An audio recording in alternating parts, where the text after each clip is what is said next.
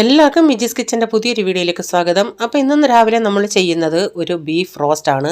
അതിനായിട്ട് ഞാൻ മിക്സിയുടെ ചെറിയ ജാർ എടുത്തിട്ട് ഇതിലേക്ക് 2 പച്ചമുളക്, ഇത്രയും വലിപ്പത്തിലുള്ള ഒരു ഇഞ്ചി, 1 കുടം വെളുത്തുള്ളി, 1 ടീസ്പൂൺ പെരിഞ്ചീരകം, ഇതെല്ലാം കൂടെ നമുക്കൊന്ന് ക്രഷ് ചെയ്തെടുക്കണേ.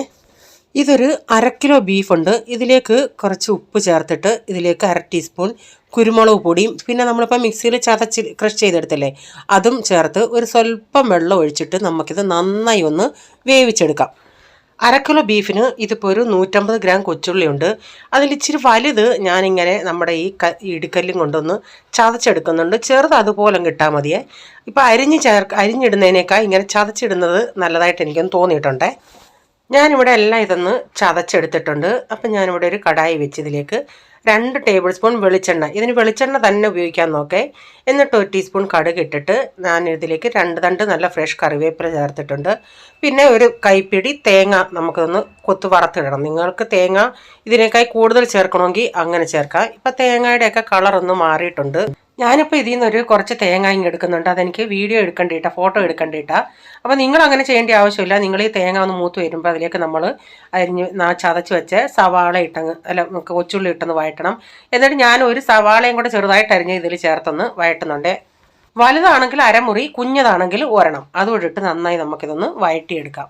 ഒരു സ്വല്പം ഉപ്പ് കൂടെ ചേർത്തിട്ടെ. ഇവിടെ ഇപ്പോൾ ഉള്ളിയൊക്കെ ഒന്ന് വഴന്ന് വന്നിട്ടുണ്ട്. ഇതിലേക്ക് ഞാനൊരു 1/4 ടീസ്പൂൺ മഞ്ഞൾപ്പൊടി, 2 ടീസ്പൂൺ മല്ലിപ്പൊടി, 1/2 ടീസ്പൂൺ കാശ്മീരി മുളക് പൊടി, 1 ടീസ്പൂൺ ഗരം മസാല, ഇതെല്ലാം കൂടെ ചേർത്തിട്ട് ഇതിൻ്റെ പച്ചമണം പോകുന്നിടം വരെ ഒന്ന് മൂപ്പിച്ചെടുക്കാമേ. അതൊന്ന് മൂത്ത് വന്നിട്ട് ഞാൻ കുക്കറിൽ വേവിച്ച് ആ ബീഫ് ഇതിലേക്ക് ഇട്ട് കൊടുത്തിട്ടുണ്ട്. എന്നിട്ട് നന്നായി മിക്സ് ചെയ്ത് തുറന്ന് ഇട്ട് നമുക്കിതൊന്ന് മൊരിച്ചെടുക്കാം. അപ്പോൾ കുറച്ച് നേരം കഴിഞ്ഞാൽ ഇതിൻ്റെ അകത്ത് വെള്ളമൊക്കെ വറ്റി അതൊന്ന് മുരിഞ്ഞ് വന്നിട്ടുണ്ട്. അപ്പം ഞാൻ ലാസ്റ്റിൽ ഇതിലേക്ക് 1/2 ടീസ്പൂൺ പെരിഞ്ചീരകം പൊടിച്ചതും 1 ടീസ്പൂൺ കുരുമുളക് പൊടിയും കൂടെ ചേർത്തിട്ടുണ്ട്. എന്നിട്ട് ഇത് നന്നായി ഒന്നുകൂടെ മിക്സ് ചെയ്തിട്ട് ചെറിയ തീയിൽ അവിടെ കിടക്കട്ടെ. ഇത്തിരി ഒരു കളറായിട്ട് വരട്ടെ, ബ്ലാക്ക് കളറായിട്ട്. അത്രയും നേരം നമുക്ക് ചെറിയ തീയിലിട്ട് ഇതൊന്ന് മുരിച്ചെടുക്കാം. അപ്പോൾ ഇത് കുറച്ച് നേരം ഇങ്ങനെ ചെറിയ തീയിലിങ്ങനെ കിടന്ന് ഇടയ്ക്കിടയ്ക്കാൻ ഇളക്കി കൊടുക്കുന്നുണ്ടായിരുന്നു. പക്ഷേ ഇതൊരു ഇച്ചിരിയും കൂടെ ഡാർക്ക് കളറായിട്ടാണ് നോർമലായിട്ട് കാണുന്നത്. പക്ഷേ വീഡിയോയിൽ എനിക്കിത് ഇത്തിരി ഒരു റെഡ് പോലാണ് തോന്നുന്നത്. അപ്പോൾ ഈ രീതിയിൽ നിങ്ങളും ഇതൊന്ന് ചെയ്ത് നോക്കുക. നിങ്ങൾക്ക് ഇഷ്ടപ്പെടുകയാണെങ്കിൽ വീഡിയോ ഷെയർ ചെയ്ത് കൊടുക്കണേ മറ്റുള്ളവർ കൂടെ. അപ്പോൾ ഈ വീഡിയോ ഇഷ്ടപ്പെടുകയാണെങ്കിൽ അതുപോലെ നിങ്ങൾ ഈ ചാനൽ ഫോളോ ചെയ്യാനും മറക്കരുതേ. അപ്പം നമ്മുടെ അടിപൊളി ബീഫ് റോസ്റ്റ് ഇവിടെ റെഡി ആയിട്ടുണ്ട്. ഞാൻ ആ തേങ്ങാക്കൊത്ത് മാറ്റി വെച്ചതിൻ്റെ മുകളിൽ ഇങ്ങനെ ഇച്ചിരി ഇട്ട് കൊടുത്തിട്ടുണ്ട്.